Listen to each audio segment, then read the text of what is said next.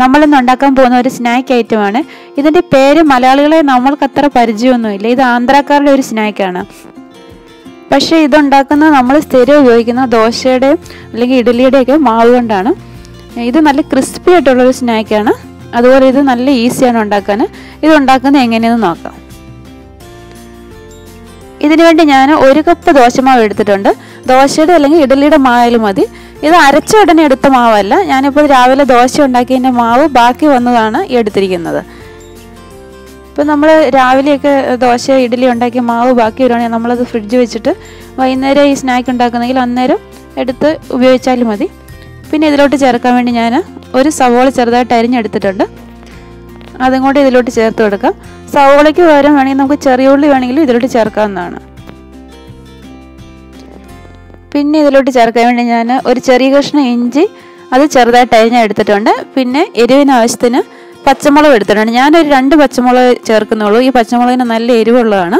ഓരോരുത്തർ അവരവരുടെ എരിവിനനുസരിച്ച് ചേർക്കേണ്ടതാണ്.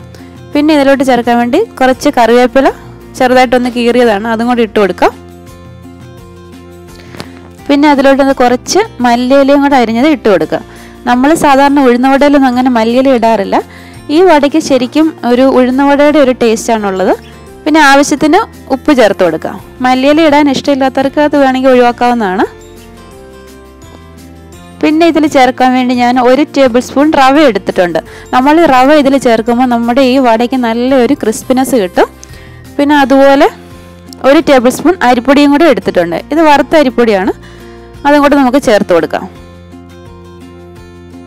പിന്നെ നമ്മൾ ഉപയോഗിക്കുന്ന മാവ് നല്ല ലൂസാണെങ്കിൽ അരിപ്പൊടിയും റവയും കുറച്ചും കൂടി ഇട്ട് കൊടുക്കണം. അതുപോലെ നല്ല കട്ടിയുള്ള മാവാണെങ്കിൽ ഇതിൻ്റെ അളവ് ഇത്രയും വേണ്ട.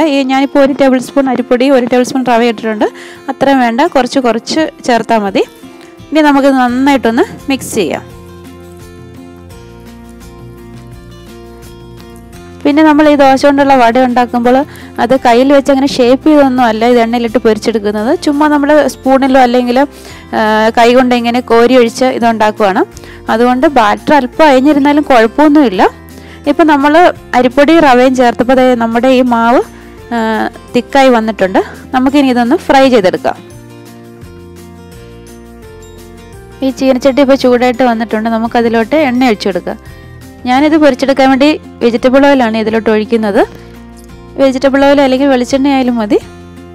അത് ചൂടായിട്ട് വരുമ്പോഴത്തേക്ക് നമുക്ക് ഇത് കുറച്ച് സ്പൂണിൽ കോരി ഒഴിച്ച് പൊരിച്ചെടുക്കാം. സ്പൂണിലോ അല്ലെങ്കിൽ കൈ കൊണ്ട് ഇതിങ്ങനെ ചെറുതായിട്ട് കോരി ഒഴിച്ചെടുത്താലും മതി.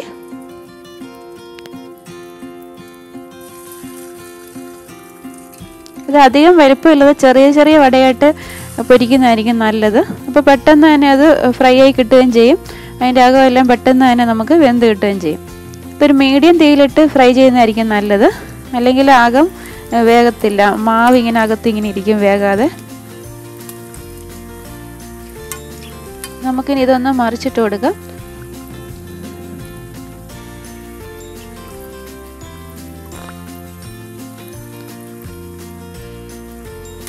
ഇതിപ്പോൾ ഏകദേശം ആയിട്ടുണ്ട്. നമുക്കിനി അത് എണ്ണയിൽ നിന്ന് മാറ്റി ഒരു ടിഷ്യൂ പേപ്പറിലേക്ക് ഇടാം. ബാക്കിയുള്ള വടകൾ നമുക്ക് ഇതുപോലെ തന്നെ ഫ്രൈ ചെയ്തെടുക്കാം.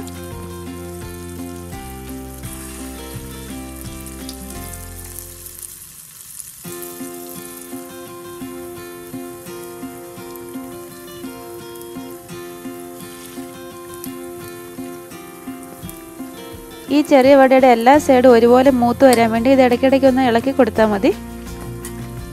അപ്പോൾ ഇതും റെഡി ആയിട്ടുണ്ട്. നമുക്ക് അതും എണ്ണയിൽ നിന്ന് മാറ്റാം. നമ്മൾ സാധാരണ ഉഴുന്നുവടയൊക്കെ ഉണ്ടാക്കാൻ വേണ്ടി ഉപയോഗിക്കുന്ന അതേ സാധനങ്ങൾ തന്നെയാണ് ഇതിൽ ചേർത്തിരിക്കുന്നത്. പിന്നെ കുറച്ച് റവയും അതുപോലെ മല്ലിയിലയും കൂടുതലായിട്ട് ചേർത്തിരിക്കുന്നതെന്ന് മാത്രമേ ഉള്ളൂ. പിന്നെ ചിലരൊക്കെ ഉഴുന്നുവട ഉണ്ടാക്കുമ്പോൾ വറ്റൽമുളക് ഇങ്ങനെ പിച്ചിക്കീറി അതിലിടാറുണ്ട്. അതുപോലെ കുരുമുളകും ചേർക്കാറുണ്ട്. ഞാനിതിൽ അതൊന്നും ചേർത്തിട്ടില്ല. അതൊക്കെ ചേർക്കാൻ ഇഷ്ടമുള്ളവർക്ക് അതും വേണമെങ്കിൽ ചേർക്കാവുന്നതാണ്. ഇപ്പോൾ നമ്മുടെ വടയെല്ലാം റെഡി ആയിട്ടുണ്ട്. ഇപ്പോൾ ഈ 1 കപ്പ് മാവ് കൊണ്ട് ഏകദേശം ഒരു 10-12 ചെറിയ വട ഉണ്ടാക്കാൻ പറ്റും. ഇനി ഞാനൊരു വട എടുത്ത് ഒന്ന് രണ്ടായിട്ട് മുറിച്ച് കാണിക്കാം. അതിൻ്റെ സൗണ്ട് കേൾക്കുമ്പോൾ തന്നെ മനസ്സിലാകും നല്ല ക്രിസ്പി ആയിട്ടുള്ള വടയാണെന്ന്. അതുപോലെ ഇതിൻ്റെ അകം നല്ല സോഫ്റ്റാണ്. പിന്നെ നമ്മൾ ഇഡലിക്കും ദോശയ്ക്കൊക്കെ ഉണ്ടാക്കുന്ന തേങ്ങ ചട്നി ഉണ്ടല്ലോ, അതിൻ്റെ കൂടെ കഴിക്കാൻ ഇത് നല്ലൊരു കോമ്പിനേഷനാണ്. ഇനി ഇഡലിയും ദോശയൊക്കെ ഉണ്ടാക്കുമ്പോൾ അതിൽ നിന്ന് കുറച്ച് മാവ് മാറ്റി വെച്ചിട്ട് നിങ്ങളെല്ലാവരും തന്നെ ഇതൊന്ന് ഉണ്ടാക്കി നോക്കണം. നിങ്ങൾക്ക് തീർച്ചയായും ഇഷ്ടമാകും. അതുപോലെ ഉഴുന്നോടെ ഇഷ്ടമുള്ള എല്ലാവർക്കും തന്നെ ഇഷ്ടമാകും ഈ ചെറിയ വട. ഇതിൻ്റെ വീഡിയോ ഇഷ്ടമായെന്ന് വിചാരിക്കുന്നു. അടുത്ത റെസിപ്പിയുമായി വീണ്ടും കാണാം.